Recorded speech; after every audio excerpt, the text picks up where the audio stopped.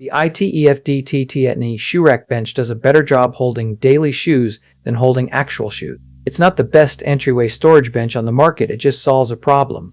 The obvious options ignore. You want somewhere to sit while tying laces in the morning, and somewhere to stash the shoes you actually wear in one footprint.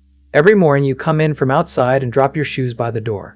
The bench is 40.94 inches long, which means 2 pairs of boots or a full week's rotation of flats can live in the 16 cubby compartments without stacking. Each compartment measures 10.6 inches long by 9.25 inches wide by 5.11 inches high, enough for a standard sneaker standing upright, which is the difference between digging and grabbing. The engineering trade-off here is comfort versus structure. Most shoe benches skip the cushion entirely, but ITEFDT adds a soft sponge core wrapped in a cotton linen blend fabric with a Velcro fastening system to prevent slipping.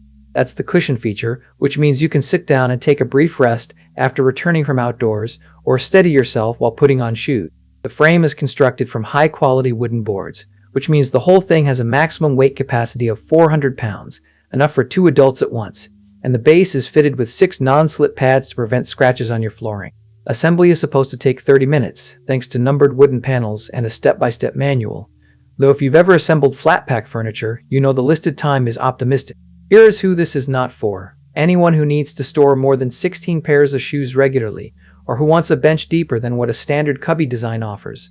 You'd want a storage ottoman with a hinged lid instead. But if your actual problem is just keeping the shoes you wear within reach while having a place to sit, that limitation is irrelevant. You're not paying for capability you'll never use. I'm reading the manufacturer's own listing here, and one thing stands out. Nowhere does it state the exact thickness of the cushion, or how firm the sponge core actually is.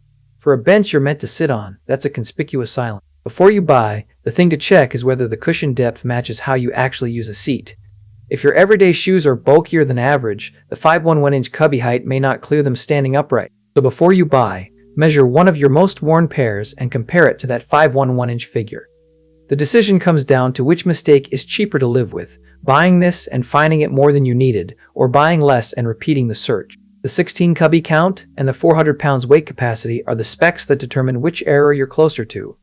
The link is in the description so you can check what it is sitting at right now and decide if the timing works for you.